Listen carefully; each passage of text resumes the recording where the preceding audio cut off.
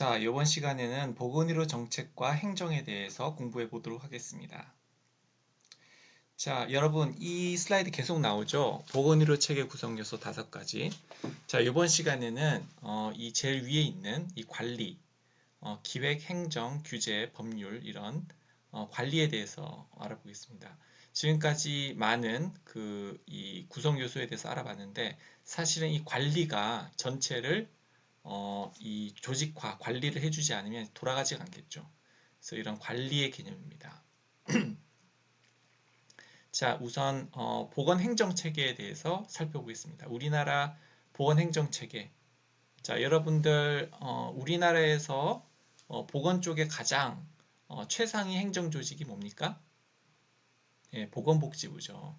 네, 보건복지부가 의료 쪽 또 복지 쪽을 통틀어서 가장 상위에 있는 중앙보건행정조직입니다. 그런데 사실은 의료가 꼭 보건복지부 안에서만 다 돌아가지 않습니다. 예를 들면 산재 같은 경우는 산업재해 그런 거는 이제 고용노동부에서 하고 환경오염, 뭐 미세먼지라든지 뭐 이런 부분 환경부 그리고 여성가족부에서 청소년 및 가족 그다음에 식약품안전청에서 식품 및 의약품의 안전에 대해서 관리를 하고 있죠. 그래서 보건복지부가 사실 전체적으로 그 의료 쪽을 다 관장은 하지만 그 다른 부처에서도 의료에 대해서 많이 관여를 한다. 이렇게 아시면 되고요. 그리고 이제 지방보건행정조직은 행안부 산하에 있습니다. 행정안전부 산하에 시도, 시군구, 읍면에 그 지방행정 조직이 있는데요.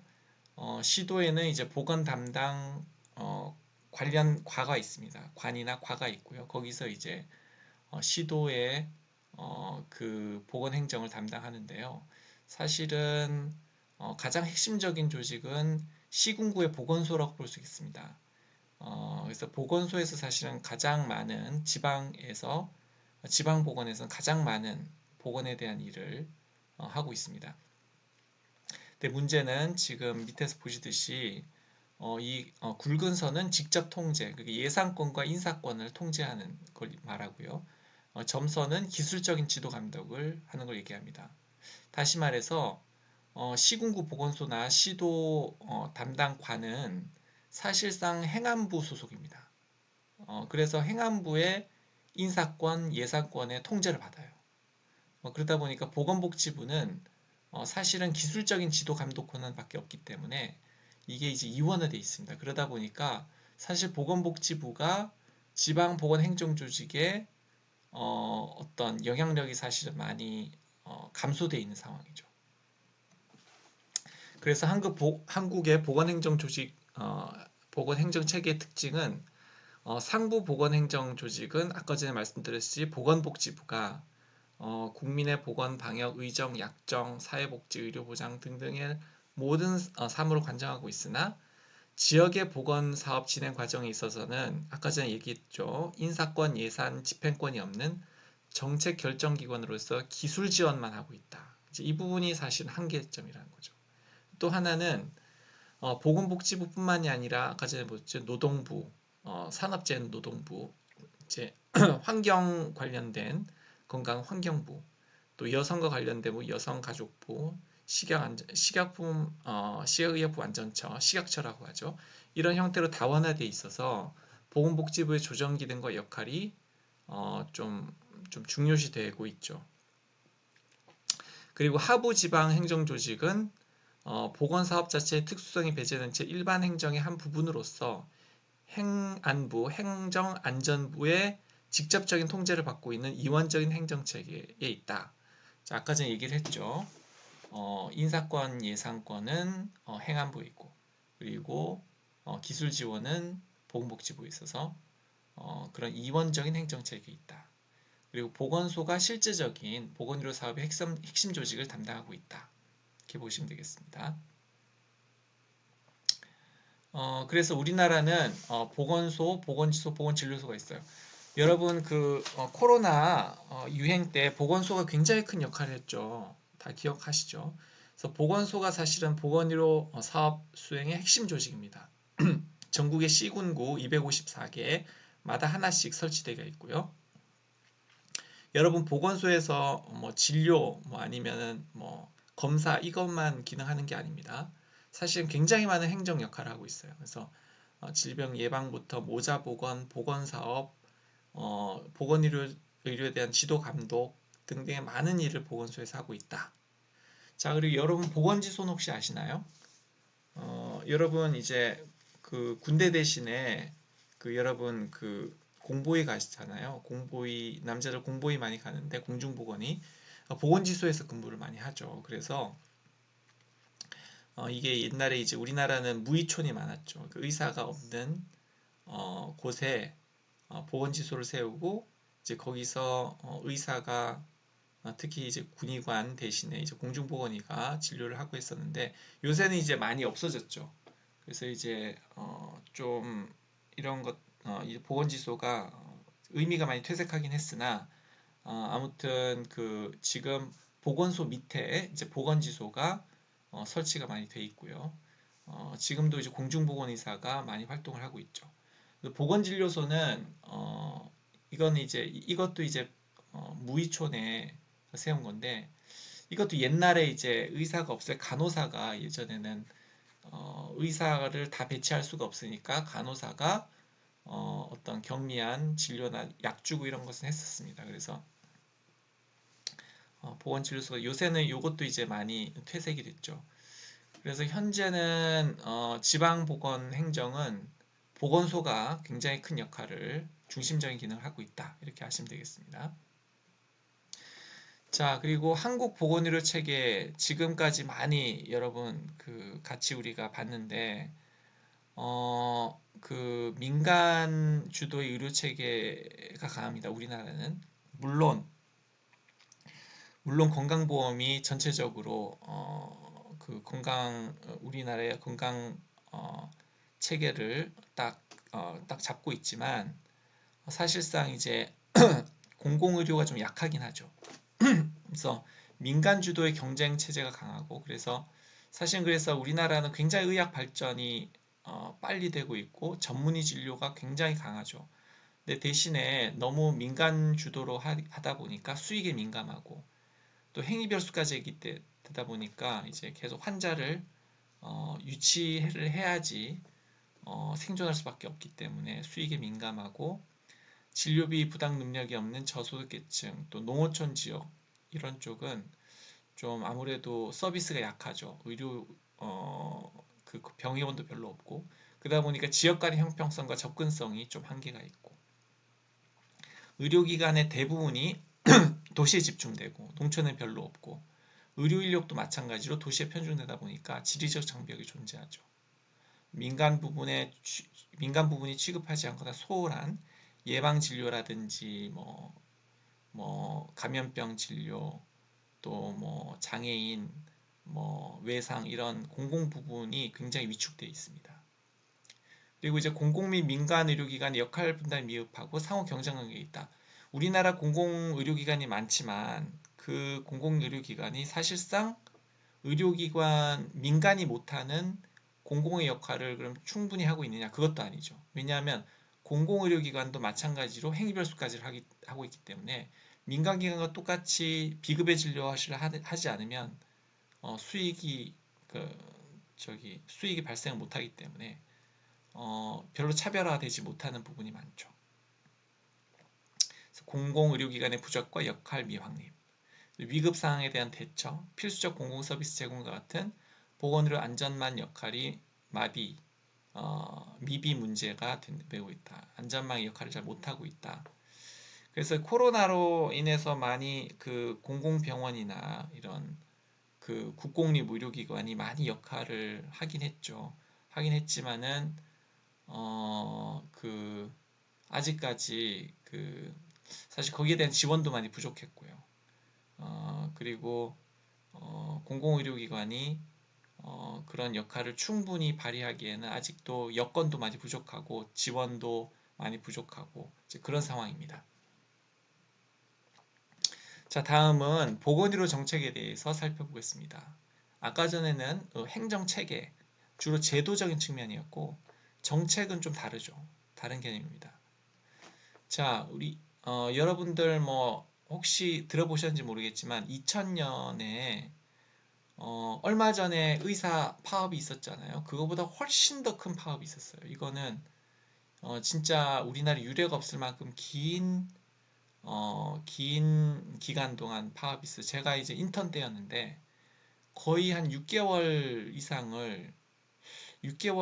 아무튼 꽤 오랜 시간을 정말 그 의사가 파업을 했었던 기억이 나거든요. 그때 정말 모든 그 의료기관이 마비가 되고 그랬었는데 그때 이제 의약부역 분업이라는 그 정책 이제 그게 통과가 되는 그런 상황이었습니다. 그래서 의사들이 굉장히 반대를 했었고 당시 이제 그 의협 회장과 약사회 회장이 이제 인사를 악수를 하면서 이제 통과가 되는 장면입니다. 하지만은 여기에 이제 반발하는 의사들 굉장히 많은 의사들이 또 파업을 하고 이제 그때 이런 상황이 일어났었죠. 자, 이런 정책 하나하나가 의사들의 어떤 뭐 어떤 생존권이라고 할 수도 있고 아니면은 의료 행위 권리, 의료 행위를 할 수 있는 어떤 자유권 이런 것도 다 관련이 돼 있기 때문에 상당히 의사들이 신경을 앞으로 많이 쓰고 관심을 많이 가져야 됩니다. 그래서 2000년도에는 그거 말고도 또 굉장히 다양한 정책들이 지금 보시는 다양한 정책들이 있었고 뭐 이제 이것도 좀 된 일인데 또 의사들이 이렇게 그 정부의 어떤 의료 정책, 뭐 법령 이런 거에 반대해서 이런 뭐 시위를 또 하기도 하고 사실은 뭐 거의 쇼에 지나지 않지만 이렇게 해서라도 뭐 그 막아보겠다 이렇게 했는데 사실은 이걸로는 아무 그 힘이 없는 거죠. 2010년에도 굉장히 다양한 그래서 여러분들이 뭐 어떤 특정 과를 가더라도 거기에 대한 여러 가지 법령이 있습니다. 뭐 예를 들면 뭐 정신과면은 얼마 전에 있었던 뭐 환자를 그 마음대로 이제 입원을 못 시키게 하는 이제 그런 법령, 뭐 최근에 있었던 뭐 원격 진료, 원격 의료 관련된 거, 뭐 굉장히 많은 법령이 있고요. 그게 다 정책이죠, 정책. 이런 것들이 여러분들의 앞으로 의료에 많은 영향을 미칠 거다. 자, 그래서 나는 환자만 잘 보면 되는데 내가 왜 꼭 의료 정책을 알아야 되나? 이런 이제 의문이 들 수 있습니다. 뭐 나에게 과연 이런 일이 닥칠까? 그때 누가 알아서 해결해 주지 않을까? 네, 하지만 여러분 보셨듯이 보건의료 정책이 의사의 행동과 태도를 강하게 규정하고 있고요. 새로운 정책이 나타나거나 기존 정책이 바뀌게 되면 상당히 많은 영향을 받게 됩니다. 뭐 하나 정책이 바뀌면은 뭐 어떤 과가 갑자기 뭐 그 레지던트 지원율이 올라가기도 하고 굉장히 떨어지기도 하고 이렇죠. 그래서 나의 의지와 선호에 무관하게 정책이나 행정과 불가분의 관계를 맺을 수밖에 없다. 따라서 정책과 행정의 과정을 이해하는 것이 매우 중요하고 여러분들은 당연히 앞으로 어떤 정책의 대상자가 될 수 있어요. 아니면 또 여러분들이 정말 뭐 이 중에 정말 뭐 그 대통령이 나올 수도 있는 거고 아니면은 뭐 아무튼 고위공직자가 될 수도 있는 거고 그렇게 될 수도 있지 않습니까? 그러면은 직접 정책 형성의 당사자가 정책을 만든 사람이 될 수도 있다는 것이죠. 자, 그래서 정책이란 개인 또는 집단이 선택한 매우 중요한 행동 지침이다. 목적을 달성하기 위하여 세우는 정책이다. 그래서 여러분들이 전략 뭐 이런 얘기도 하죠. 전략과 정책은 어떻게 다르냐 뭐 이런 얘기도 합니다. 근데 여러분들이 보통 전략이라고 했을 때는 일반적으로 사용하는데 정책이라 했을 때는 일반적으로 사용하진 않죠. 그래서 예를 들어서 뭐 회사나 뭐 어떤 그냥 개인 단체에서 전략 뭐 이런 얘기는 하지만 정책이라는 걸 했을 때는 주로 공공기관이나 정부 차원에서 얘기를 할 때 정책이라고 얘기합니다. 따라서 우리가 정책이라고 할 때는 public, 즉 공공이라는 어떤 의미가 들어있어요. 공공적이라는 것. 그래서 보통 정책 또는 공공정책이라는 것은 보통 공익의 실현과 공적 사항의 관리를 위해서 정부가 직접적으로 하는 행동 지침을 얘기하는 겁니다. 따라서 우리가 이제 회사에서 뭐 정책을 세운다 이런 얘기 잘 안 합니다. 왜냐? 이 정책의 목적은 주로 공익의 실현에 있어요. 공익이 뭡니까? 어떤 그 회사는 자기 회사 사람들 위하는 거죠. 어떤 집단도 자기 집단만을 보통 위해 하는 거죠. 그래서 전략을 세워서 다른 어떤 그 조직보다 우리가 이겨서 비교 우위에 있어가지고 우리가 뭐 더 돈을 잘 벌고 이게 이제 전략이지 않습니까? 그래서 정책은 그게 아니라 그런 걸 따지지 않고 모든 사람이 어떤 구별, 차별 이런 거 없이 모든 사람이 다 잘 되는 거 이런 거를 바라는 거죠. 그게 정책이죠.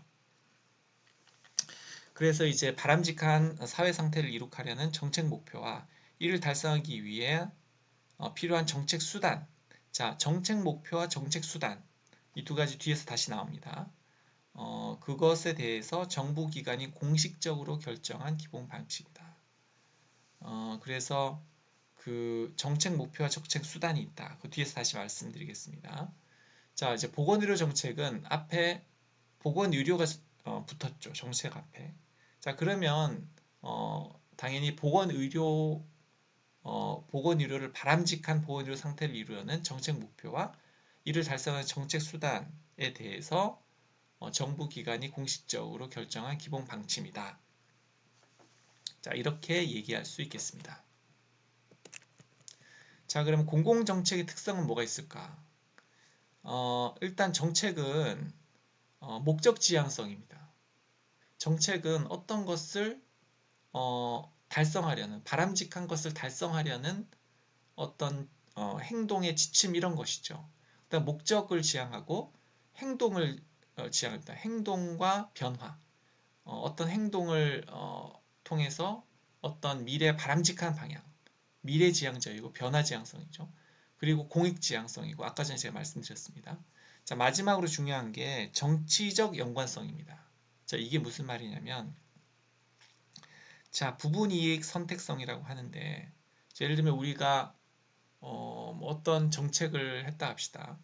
어떤 정책을 만들면 항상 거기에 이익이 되는 이득을 얻는 사람과 손해를 보는 사람이 있어요. 예를 들면 어떤 지역에 뭐 쓰레기 처리장을 만들었다. 그러면은 전체적으로는 뭐 이익이 되지겠지만 그 지역에 사는 사람들은 손해를 보죠. 땅값이 떨어지고 집값이 떨어지죠. 예를 들면 아까 전에 얘기했던 그 의약분업도 의약분업을 하게 되면 뭐 약사는 뭐 이득을 보고 의사는 손해를 보고 뭐 이러한 문제가 생긴다는 거예요. 항상 그런 그 이익을 보는 사람과 집단과 그 손해를 보는 집단이 생기게 되니까 그래서 이걸 이익과 손해가 차별적으로 불균등하게 배분되다 보니까 갈등이 유발된다는 거예요. 자, 그래서 어떤 공공정책이라는 게 항상 정답이 있는 것 같지만 그게 아니에요. 왜냐하면 바람직하다고 했는데 물론 이게 논리적으로 바람직하지만 실제로 그 결과를 보면은 그 이득을 보는 사람과 손해를 보는 사람이 생기기 때문에 결국은 정치적으로 영향을 주고받을 수 없다. 그래서 어떤 정책이든 그 안에는 이익단체들이 로비를 하게 되고 그리고 이게 꼭 그 바람직하지 않더라도 그거를 밀어붙여가지고 하려는 집단들이 생기게 되고 이제 그러다 보니까 뭐 맞고 틀리고가 문제가 아니라 그런 이제 정치적인 힘에 의해서 움직이는 이제 그런 경향이 있다는 것입니다. 자, 보건의료 정책의 틀에서 보면은 자, 밑에서 보면은 우리가 지금 계속 배웠죠. 보건의료 수요라는 게 있고 거기에 맞춰서 공급이 있고 그래서 거기에서 전달체가 있는데 이제 우리 정책 수단 좀 이따 배울 때 지원과 규제. 정책 수단은 두 가지입니다. 당근과 채찍. 지원해 주는 거가 규제하는 거. 이 두 가지를 가지고 정책을 만들어서 결국은 그걸로 바라는 바가 뭐냐? 가장 근접하게는 보건의료 철회삼각, 우리 배웠죠? 보건의료 철회삼각. 의료 접근도 제고, 의료비 정감, 의료의 질 향상. 자, 기억이 나시죠? 자, 역사적으로 첫 번째 의료의 접근도 제도, 접근도 제고. 맨 처음에 병의원이 없을 때는 의사 보기 힘들었죠. 그래서 병의원을 많이 만들고 그런 게 중요했죠. 그래서 그렇게 되다 보니까 결국은 이제 그것도 이제 중요하겠지만 또 그 경제적인 접근성도 중요하다 보니까 의료 보험을 만들게 되죠. 이제 병원도 많이 만들고 의료 보험도 만들고 그래가지고 의료의 접근도를 좋게 했단 말이에요. 이제 그게 해결되니까 그다음 어떤 문제가 생겼어요? 네, 건강보험이 이제 버텨내지 못하는 거예요. 자, 건강보험이 생기면 어떻습니까? 수요가 증가하죠. 그래서 막 이제 자유자재로 의료를 비용에 둔감해지고 그러다 보면 이제 의료비가 너무 많이 소비가 되고 그러다 보면 이제 비용 절감의 문제가 생기죠. 그래서 비용을 절감하는 이제 우리 전에 배웠던 그 의료비를 절감하는 여러 가지 정책을 세우게 됩니다. 국가들이.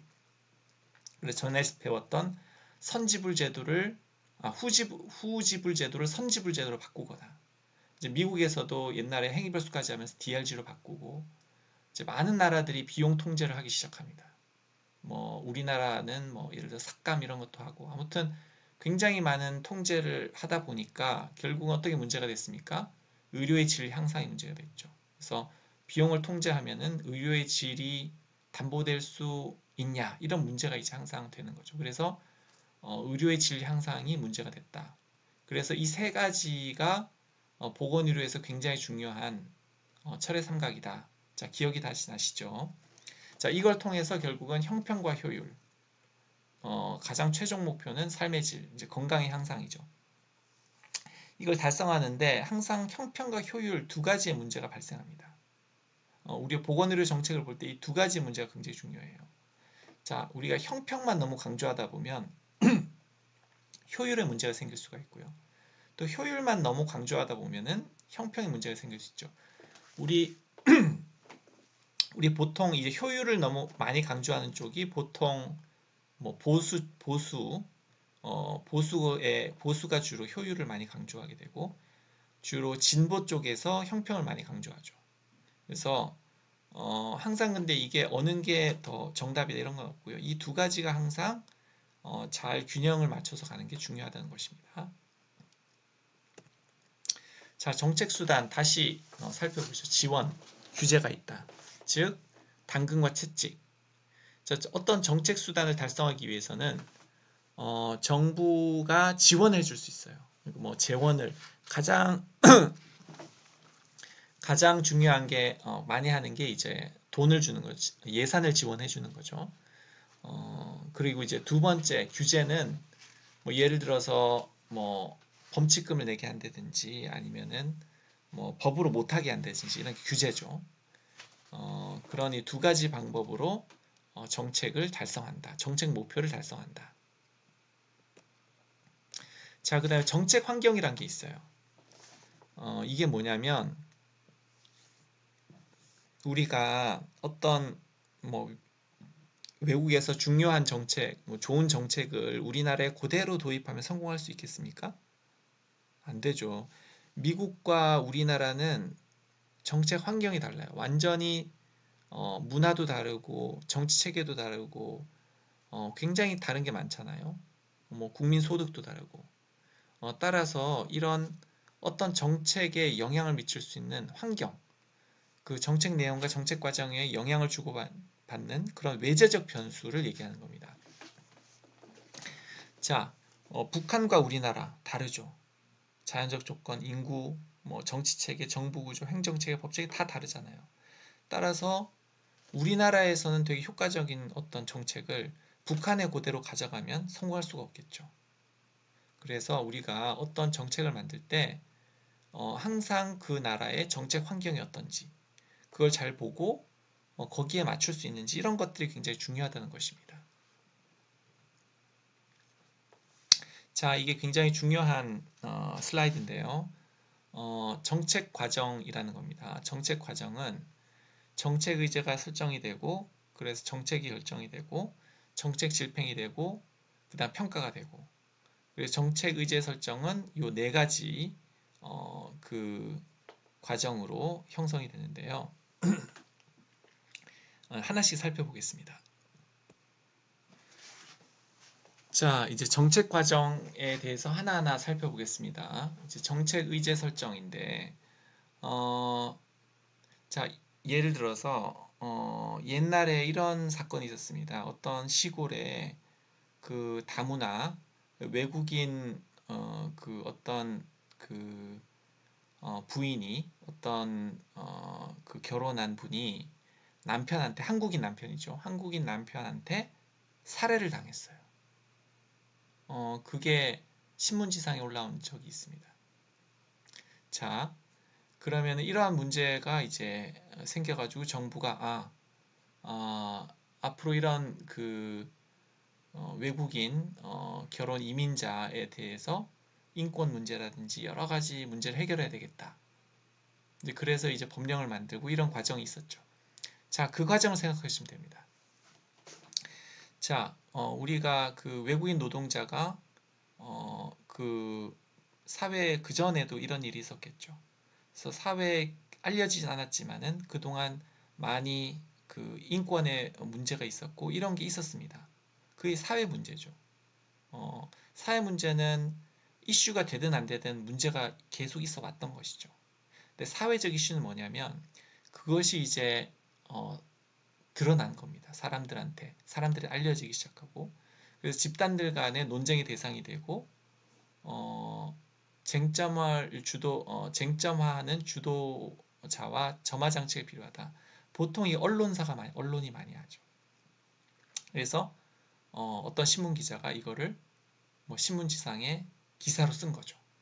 그렇게 되면 이제 그제야 이런 일이 있구나 이게 알려지고 그게 이제 사회적 이슈가 되는 겁니다. 자, 그 다음에 공중의제는 뭐냐? 자, 이게 그냥 알려지고 끝나는 게 아니라 일반 대중이 주목을 받을 가치가 있으며 정부가 이거는 이제 문제를 이게 뭐 이렇게 그 제도 없이 해결되는 게 아니라 정부가 어떤 법령을 만들든지 아니면은 뭐 보완 제도를 만들든지 이런 것으로 해서 정부가 나서서 이거 해결해야 된다라고 인정하게 되면 이제 공중의제가 되는 것입니다. 자, 그다음 정부의제는 뭐냐면 정부가 오케이 알았어. 우리가 정부가 이것을 가져가서 이제 정책을 검토하고 법령으로 한번 만들어 보겠다. 이렇게 정부가 받아들이면 그때부터 이제 정부 의제가 되는 것입니다. 그래서 그 해결을 위해서 심각하기로 고려하기로 명백히 밝힌 문제들이다. 그래서 이 정부 의제가 되면 그 다음 이제 정책 결정으로 넘어가는 것이죠. 자, 정책 결정은 결국은 어떤 정책을 만드는 것입니다. 그러면은 어떤 과정을 거치느냐? 정책 목표를 설정하고 정책 목표가 뭐겠어요? 결혼 이민자가 인권을 보호받으면서 살 수 있는 것 이게 정책 목표겠죠. 그러면 그 정책 대안을 광범위하게 개발합니다. 그리고 결과를 예측하고 여러 대안들 예를 들면 뭐 처음에 심사를 까다롭게 한다든지 아니면은 남편에 대한 뭐 어떤 검사를 강화한다든지 뭐 여러 가지 방법이 있지 않습니까? 정책이 있지 않습니까? 그런 정책을 다 일단 검토를 하고 장단점을 검토를 하고 이렇게 하면 어떤 문제가 또 부작용이 있을 수 있고 이런 걸 다 검토를 하겠죠. 그래가지고 최선의 정책 대안을 선택을 하죠. 자, 그 다음 해야 되는 게 뭐냐? 결국은 법으로 만들어야 되죠. 법이 돼야지 이게 강제력이 생기고 이렇게 되는 것이죠. 그래서 법은 어디서 최종적으로 만들어집니까? 여러분? 네, 법은 국회에서 만들어지죠.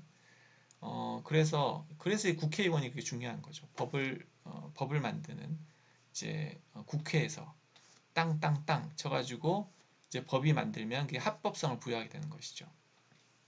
자, 중요한 거 여기서 정책 결정은 항상 이런 분석적 활동, 아까 저 얘기했던 그런 분석적 활동뿐만이 아니라 정치적 활동이 뒤섞여 전개된다. 아까 전에 제가 얘기를 했었죠. 모든 정책은 손해를 보는 사람과 있고 이익을 보는 사람이 있다. 그걸로 인해서.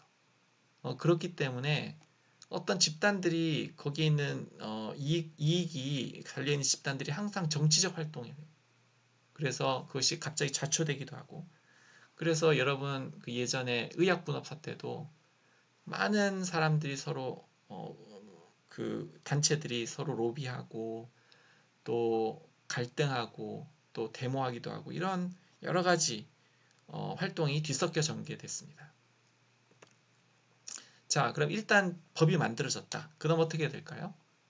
정책 집행을 해야 되겠죠. 그래서 그 내용을 실현시키는 과정이고요.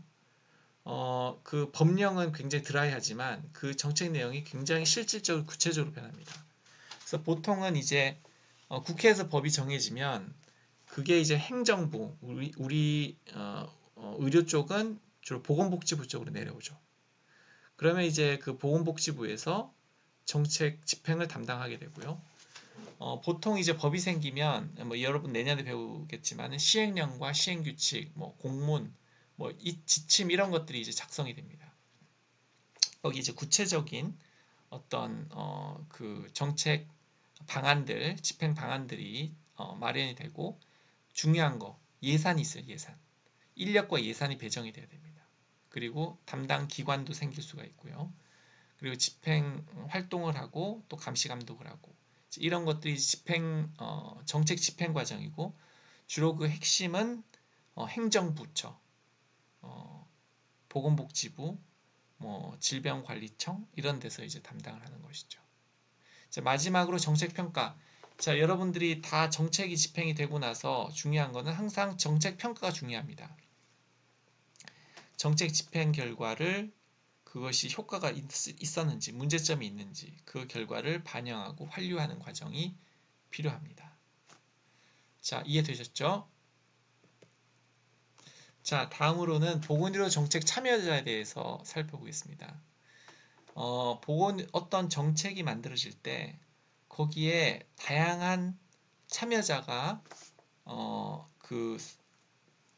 굉장히 많은 그 역할을 하고 있습니다.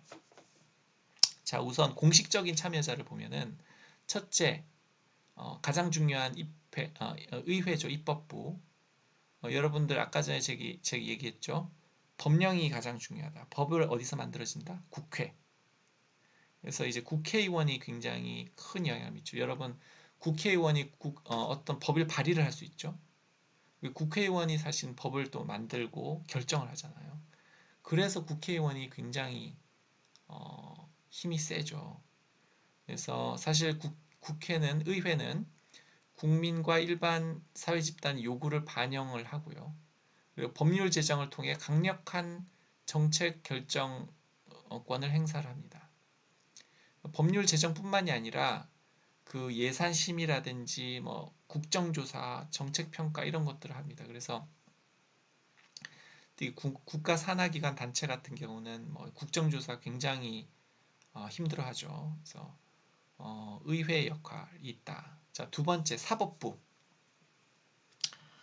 사법부가 무슨 정책 참여를 하지? 이런 생각을 하실 수도 있어요.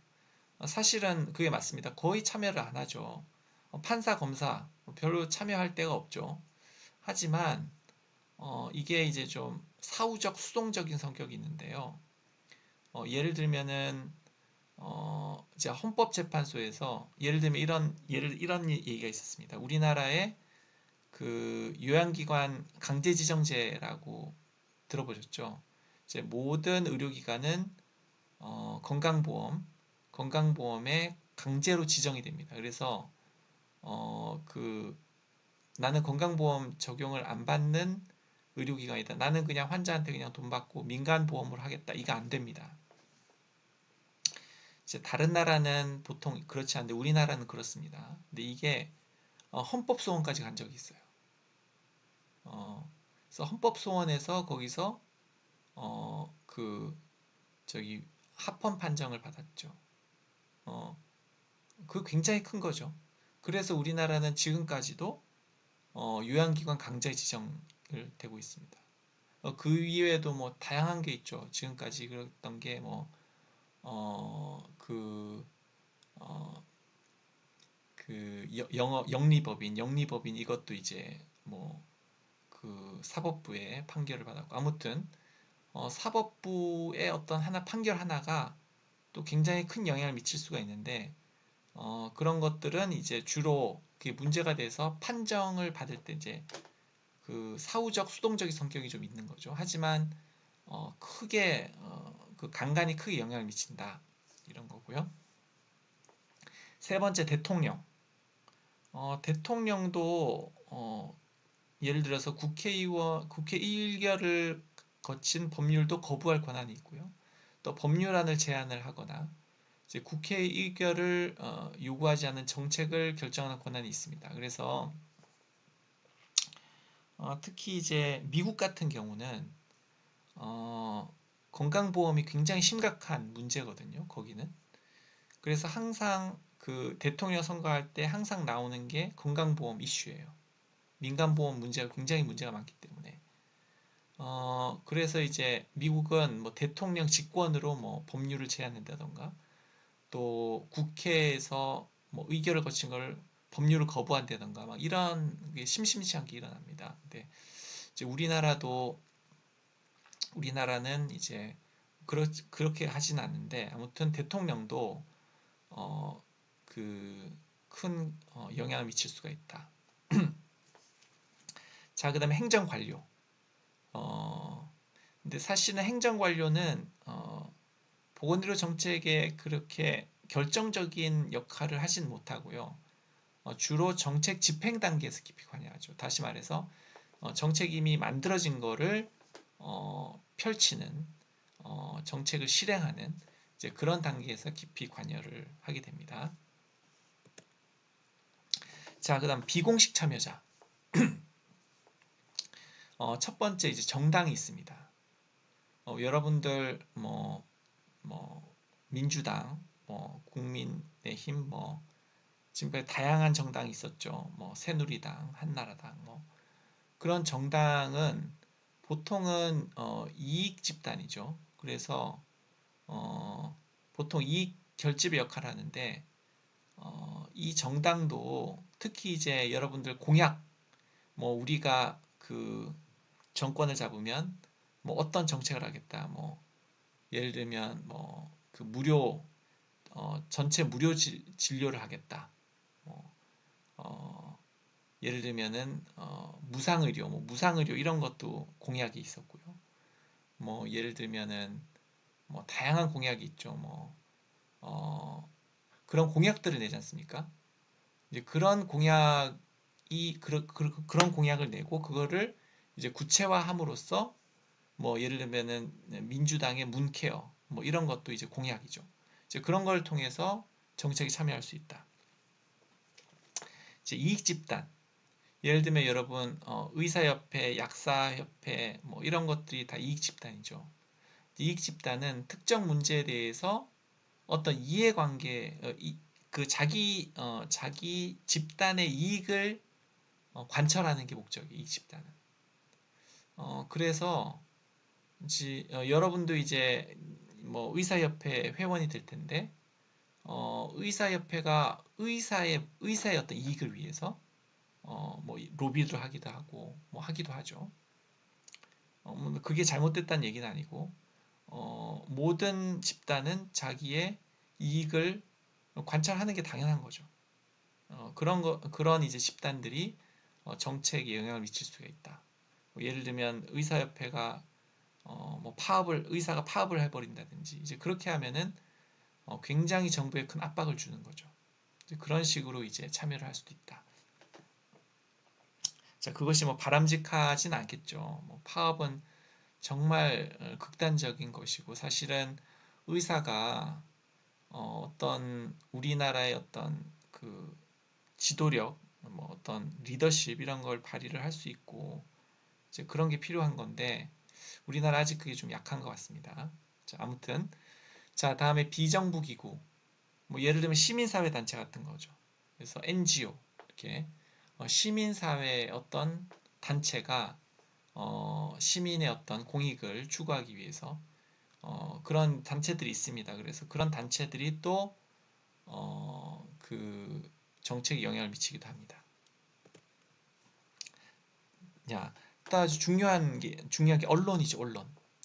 자, 요새 뭐 그 언론의 역할이 굉장히 중요하죠. 그래서 대중매체를 통해서 사회 구성원들 간의 의사결정을 돕고 사회에서 발생하는 주요 사건들에 대해서 구성원들에 알려준다.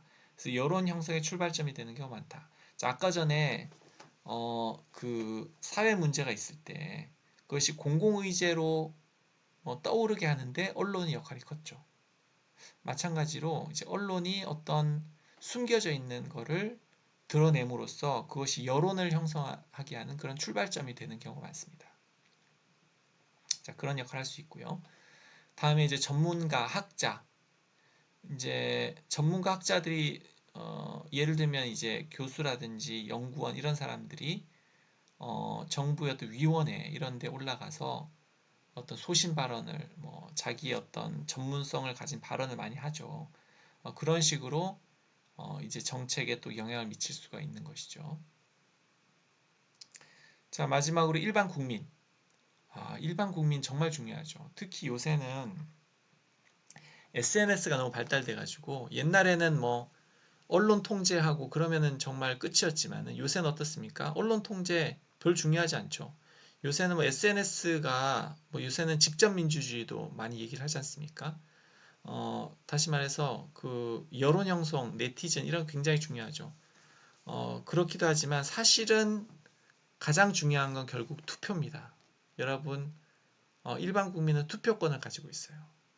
그래서 여러분들이 어떤 정당을 선택하고 어떤 공직자, 뭐 예를 들면 뭐 요새 뭐 지자체 선거하면은 여러분들 직접 지자체 어떤 뭐 교육감도 뽑고 그러지 않습니까? 그러면은 뭐 보수 성향의 공직자를 뽑으면 정책이 또 바뀌고 다 바뀌지 않습니까? 그런 식으로 이제 일반 국민도 투표를 통해서 어떤 그 정책을 선택할 수도 있고 또 영향을 미칠 수 가장 강력한 힘이 투표에서 나오는 것이죠. 자, 그래서 여러분들이 앞으로 정책의 어떤 당사자, 정책이 행사되는 당사자가 아니라 직접 정책 과정에 참여하려면 어떻게 해야 될까요? 가장 기본적인 건 여러분들이 국민의 일원으로서 한 사람으로서 투표를 하는 거겠죠. 하지만 여러분들이 조금 더 큰 영향을 미치기 위해서는 이런 다양한 사람, 다양한 분야로 진출할 수도 있고요. 또 아니면 이런 사람들과 이런 그 집단들과 잘 네트워크를 형성할 수 있겠죠. 예를 들면 여러분 중에 어떤 사람은 정말 뭐 그 보건복지부 사무관이 될 수도 있고 아니면은 뭐 국회의원이 될 수도 있고 아니면은 뭐 교수가 돼서 그 정부의 어떤 위원이 될 수도 있고 아니면은 의협처럼 어떤 이익 집단에 들어가서 거기에 뭐 협회장을 할 수도 있고 뭐 아니면은 여러분 선배 중에도 많지만은 뭐 기자를 할 수도 있고 언론으로 갈 수도 있고 다양한 방법이 있다는 말이죠. 자, 한번 잘 생각해 보시고요. 자, 그리고 중요한 것. 항상 정책 과정이 왜 중요하냐?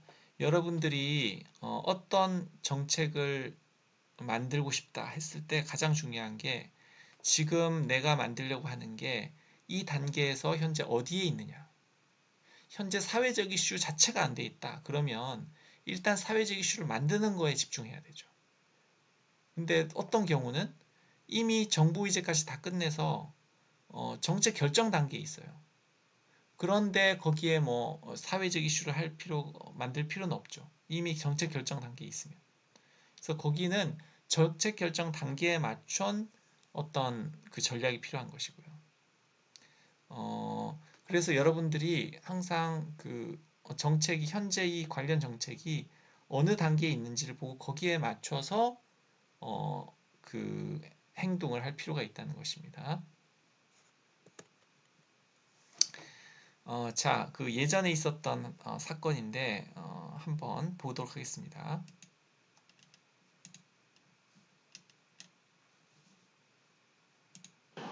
우리 의료 환경이 선진국 수준이라고 하지만은 대도시얘기입니다. 농촌에서는 응급 환자가 발생해도 마땅히 치료받을 곳이 없는 상황입니다.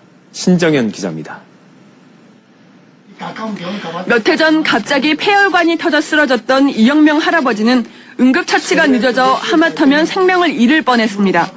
급하게 근처 병원을 찾았지만 응급실이 없어 홍천의 한 종합병원으로 옮겼는데 그곳에도 응급의사가 없었습니다.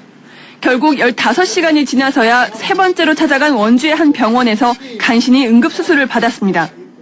일반 조그마한 병원에 가봤자 이중 경비만 들고 아예 서울 큰 병원 가는 게 안 나요. 한 번에요? 네, 한 번에. 이처럼 응급의료기관이 없는 곳은 전국 248개 지자체 가운데 21%가 넘는 53곳.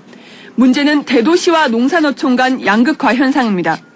서울과 부산 등 광역시는 응급의료기관이 없는 시군구 비율이 평균 6.7%에 불과하지만 강원과 경북 등에선 최고 43%에 달합니다. 여름철에는 순환사고가 많고 가을철에는 산악사고가 많아서 응급 환자가 많은 편인데 가까운 거리에 병원이 없어서 장거리 이송하는 경우가 많습니다. 게다가 가뜩이나 부족한 응급의학 전문의가 대도시에만 몰려 있어 강원도는 18개 시군 가운데 13곳에 한 명도 없는 실정입니다.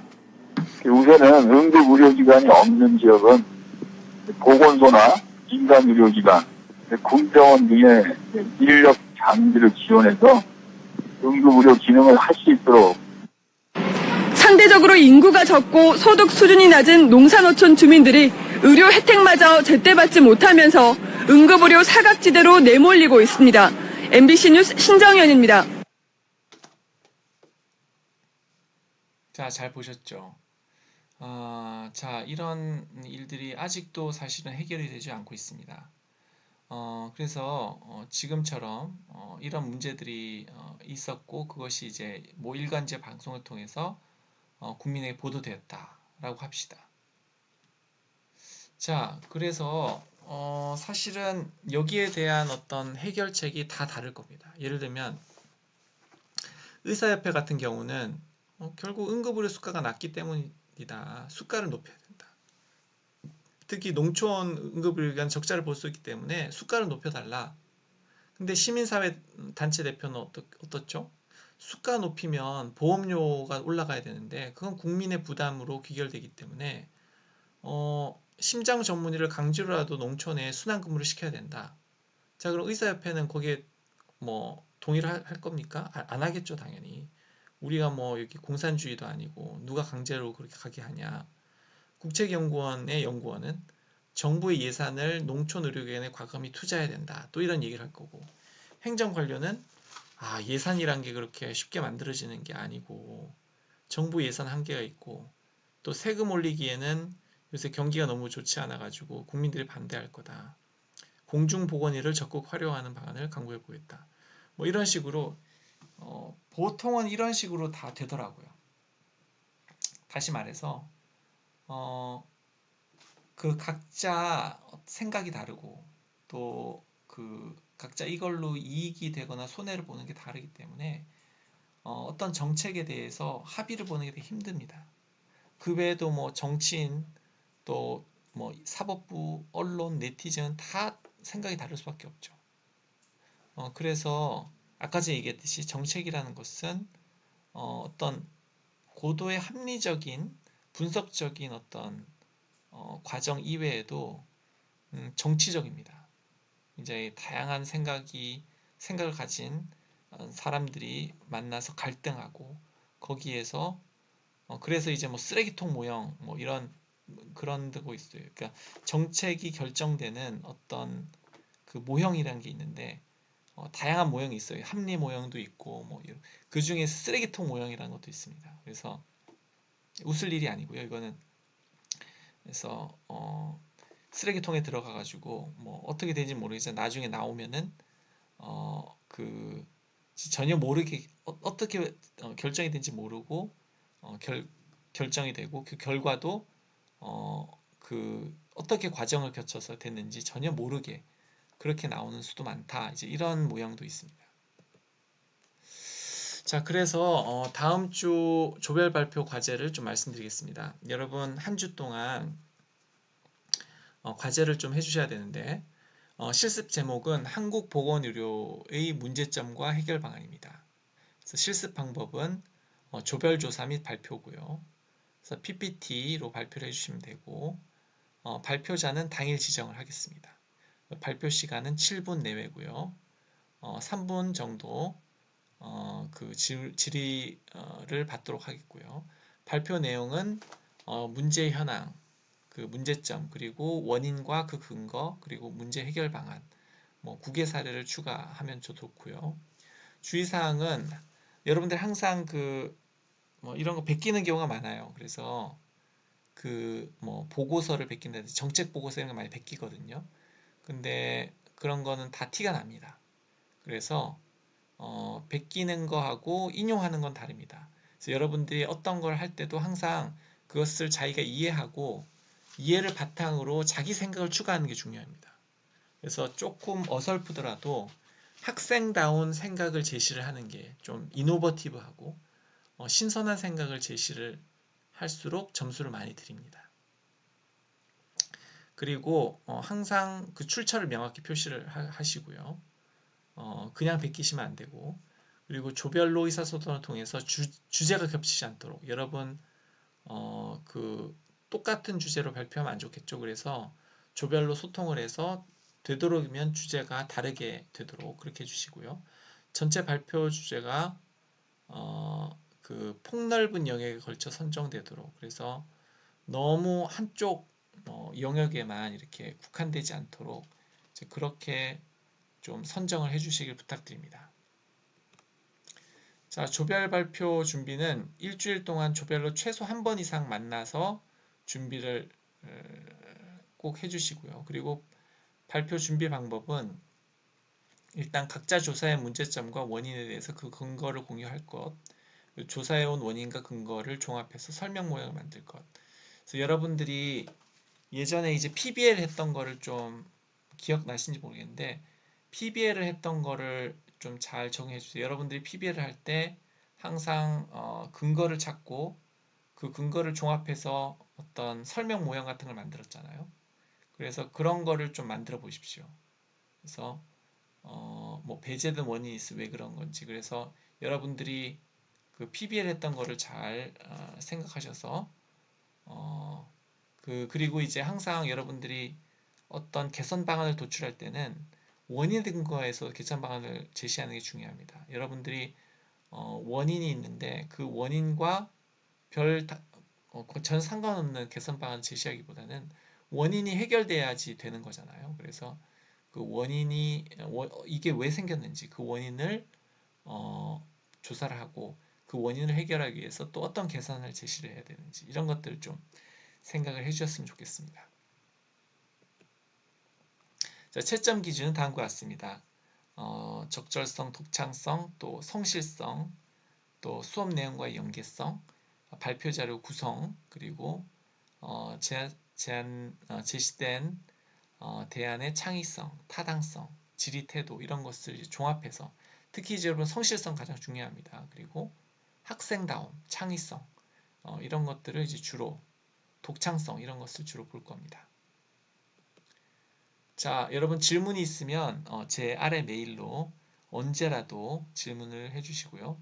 뭐 수업 내용도 괜찮고요. 아니면은 뭐 과제에 대한 내용도 괜찮고 언제라도 질문을 메일로 보내주시기 바랍니다. 네, 마치겠습니다.